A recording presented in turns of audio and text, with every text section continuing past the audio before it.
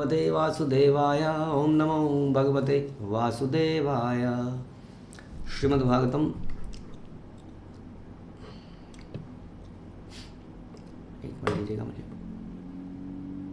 श्रीमद्भागवतम चौथा कैंटो 9वां अध्याय 34वां श्लोक।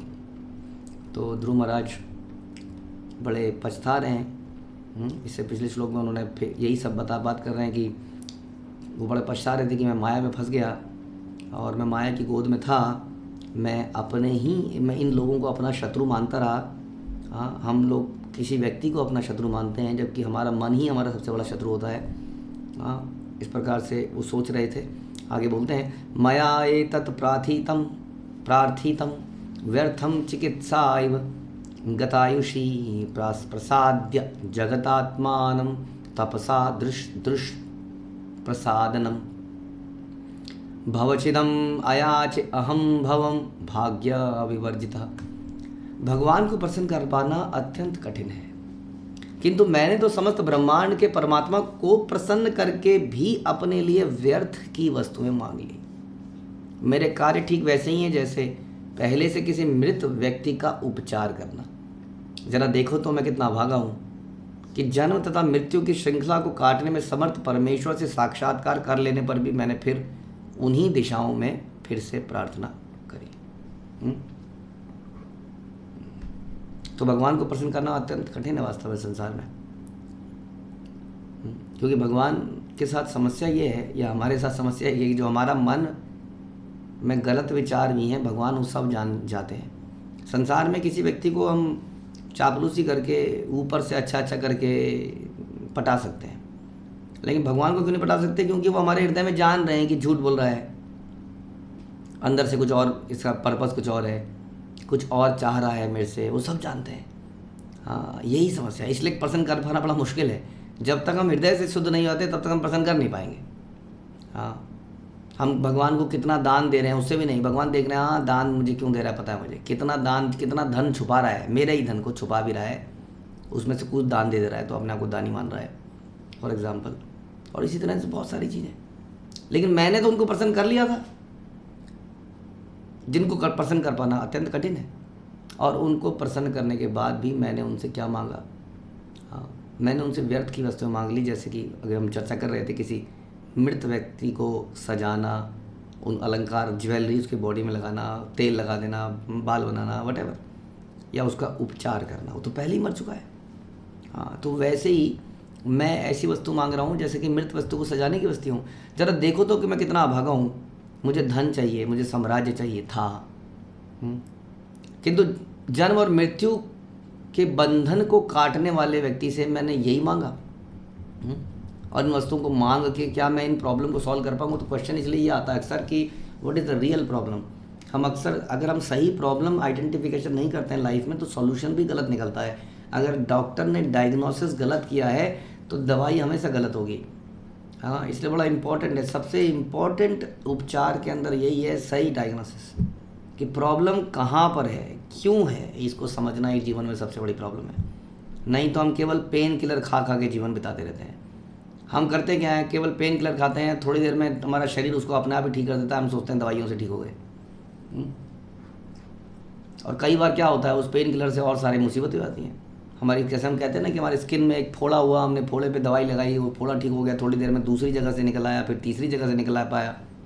हाँ, तो ये हमारी समस्या है कि हम समझना पड़ेगा कि ये बार बार ये क्यों हो रहे हैं। बॉडी में एलर्जी है, स्किन में प्रॉब्लम, उसके पीछे क्या प्रॉब्लम, कोई विटामिन की प्रॉब्लम है, ब्लड में कोई इन्फेक्शन है, क्या है, उसके रूट कॉज में जाना पड़ेगा। उसी तरह से ध्रुव महाराज यहाँ बता रहे हैं कि हमारे जीवन में बहुत सारी प्रॉब्लम है।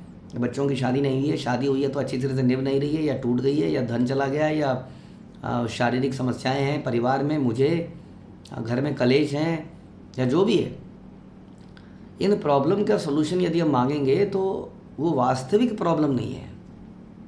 वास्तविक प्रॉब्लम इसलिए नहीं है क्योंकि भगवान ने बोला मामुपेत्य पुनर्जन्म दुखालयम अशाश्वतम, कि मेरा भक्त इस संसार में दोबारा जन्म नहीं लेता है। जो संसार दुख काल है, इसलिए मेरा भक्त यहाँ नहीं आता दोबारा से, क्योंकि यहाँ पर जो भी आएगा उसको ये पेन दिया जाएगा।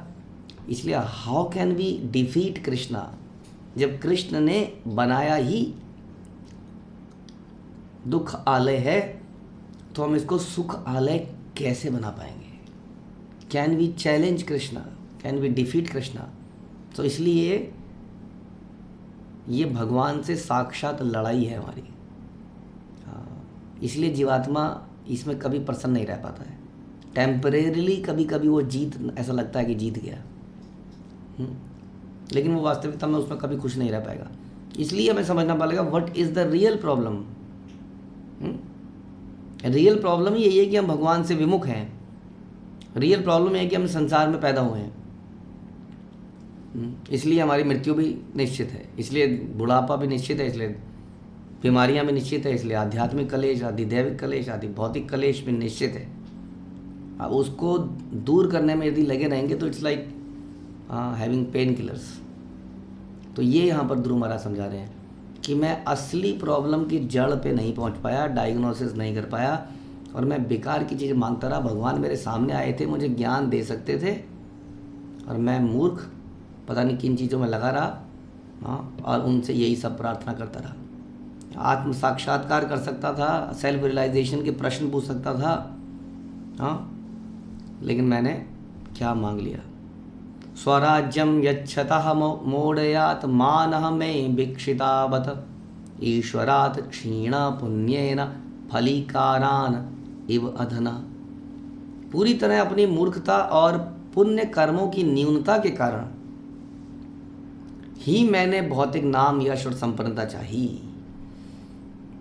मैं मूर्ख था, इसलिए भगवान गीता में बोलते हैं कि जो देवताओं के पास जाते हैं वो मूर्ख हैं। कई लोग बड़े परेशान हो जाते हैं, प्रभु जी ऐसे कैसे कह सकते हैं आप मूर्ख हैं? क्या ये अच्छी लैंग्वेज है? लैंग्वेज चाहे कुछ भी हो, देखिए सच्चाई तो ये है ना, मूर्ख है, क्योंकि देवताओं से मिलने वाले फल टेम्परेरी होते हैं।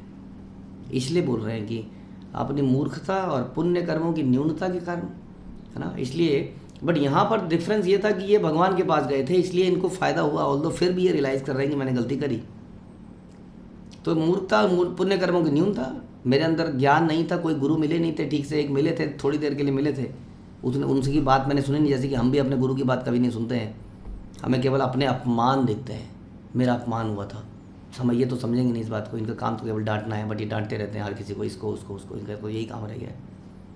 मेरे को कौन समझता है, मेरी बात कौन समझता है, मेरे हृदय का दुख कौन समझता है? वैसे ही मैं जीवन में इतना दुखी हूँ। किसी भी कारण से हम लोग इंस्ट्रक्शंस को अपना नहीं पाते हैं, जैसे कि ध्रुव महाराज नहीं अपना पाए। गुरु मिलने के बाद भी मैं मूर्ख था, मैं पागल था एक नंबर का, और मैंने यही सब चीज़ों में पड़ा रहा, नाम, यश, संपन्नता, बेइज्जती, insecurity and all those things. भगवान ने मुझे अपनी निजी सेवा प्रदान की थी।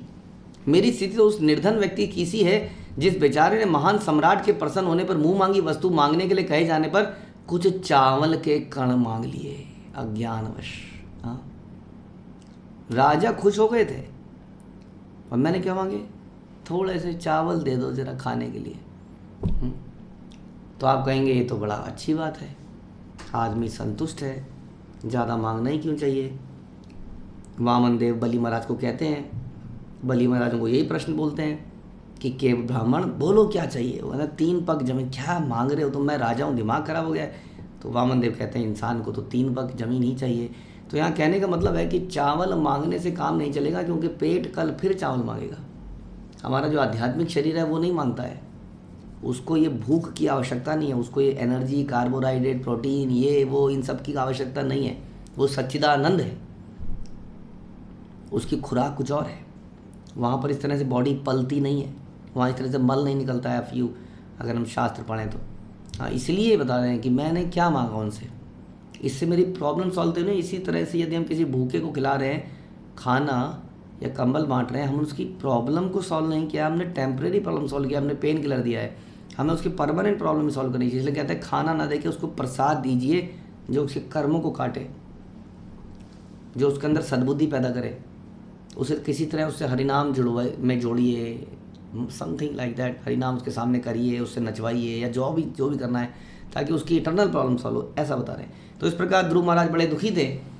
हाँ, और मैत्री मुनि आगे बोलते हैं, नवे मुकुंदस्य पदारविंदयो रजोजुषात् सतात भवादिशा जन वाञ्छन्ति तद्यास्य मृतेयर्थमात्मनो यत्रिच्छया लब्धमनः समृद्धया।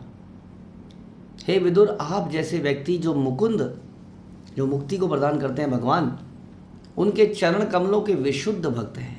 देखिए, मैत्री मुनि बड़े ऋषि हैं, विदुर जो हैं उनके एक तरह के शिष्य जैसे हैं, वो विदुर को ज्ञान दे रहे हैं, लेकिन कह रहे हैं कि हे विदुर, आप भगवान के बड़े शुद्ध भक्त हैं। यही है ब्यूटी ऑफ कृष्ण भावनामृत,